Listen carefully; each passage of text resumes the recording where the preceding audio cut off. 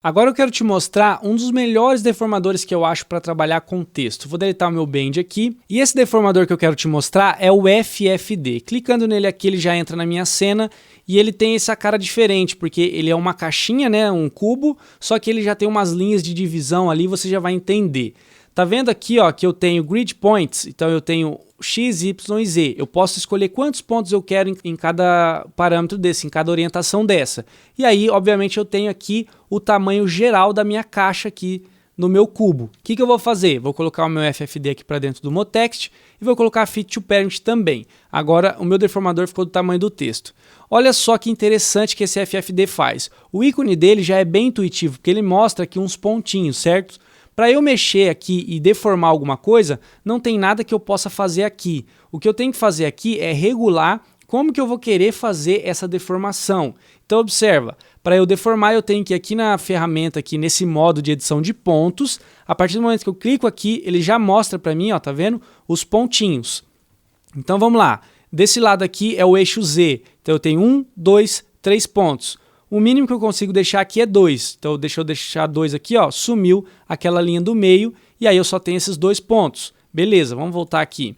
A mesma coisa vale para o eixo Y, que eu tenho aqui, ó, 1, 2, 3 pontos, e a mesma coisa também vale para o eixo X, que eu tenho aqui, então, tirar o zoom aqui, 1 lá no canto, 2 aqui no meio, 3 aqui no outro canto.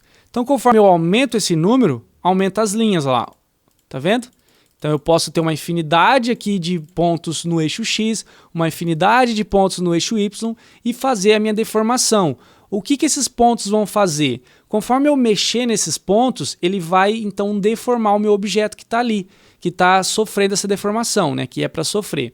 Por exemplo, olha só, eu vou pegar esse pontinho aqui e vou tirar ele da posição, vou pegar a posição aqui e arrastar para frente. Olha só, ele vai começar a alterar, então, deformar só essa partezinha aqui do R, tá vendo? Então, conforme eu tenho mais pontos, mais específico vai ser as minhas alterações, as minhas deformações. Agora vamos dar um Ctrl Z, se eu deixar aqui, por exemplo, 2, 2 e 2. Então agora eu só tenho um quadrado bem simples, um cubo, aliás, sem nenhum tipo de divisão no meio. Se eu pegar agora aqui esse ponto e descer, olha lá, ele deformou aquela parte ali do meu texto. O que eu posso fazer? Pego esse ponto e esse. Posso pegar aqui e jogar para frente. Então ele fez uma deformação aqui, ó. Olha que bacana. O que eu posso fazer então? Depois que eu faço uma modificação, eu ainda posso adicionar pontos. Então eu vou adicionar aqui um ponto no Y. Adicionei, olha lá. Agora eu vou pegar esses dois aqui e voltar um pouco. Então ele já deu uma entortada. Tá vendo? Vamos dar um Ctrl Z. Olha só.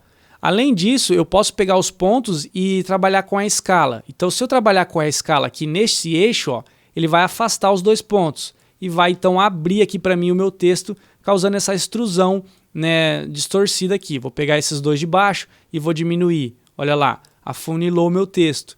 Então, além disso, né, eu posso pegar e modificar a posição. Posso pegar esses dois aqui desse canto, subir ou descer.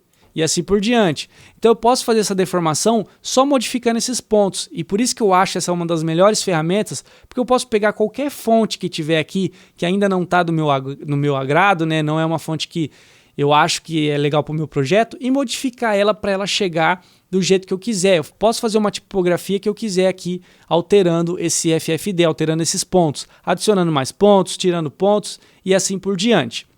Olha só, se eu quiser chegar naquele formato de megafone, então eu pego esses 2 pontos e desço.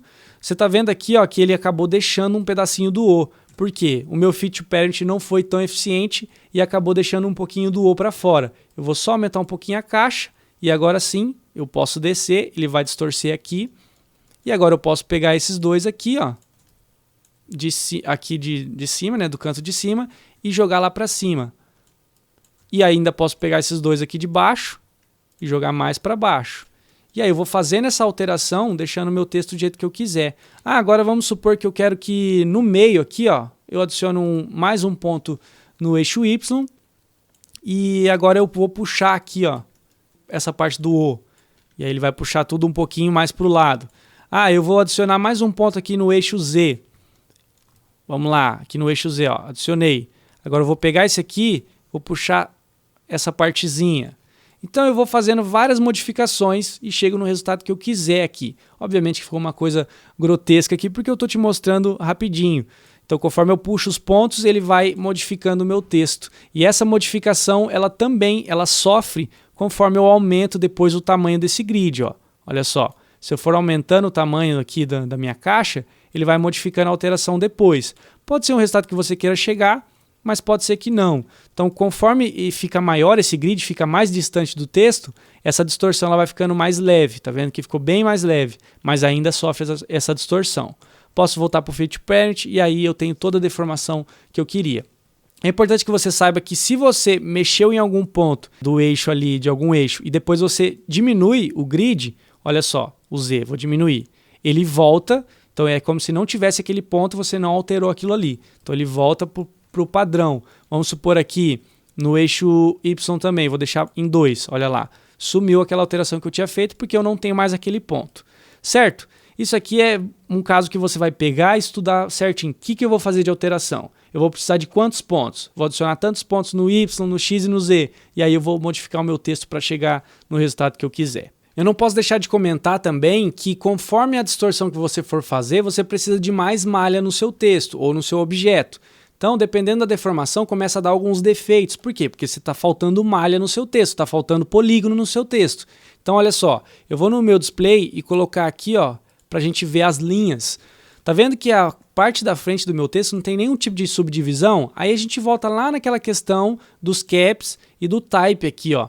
Esse primeiro type aqui está em n-gons, eu posso colocar aqui quadrangles. Aí ele já começa a fazer uma subdivisão nas minhas letras, na parte da frente. Eu posso escolher a opção aqui regular grid, para daí começar a diminuir esse tamanho em centímetros e deixar com mais polígonos. E aí sim eu começo a ter mais divisões para poder trabalhar no meu texto e fazer uma distorção melhor sem que surja defeitos.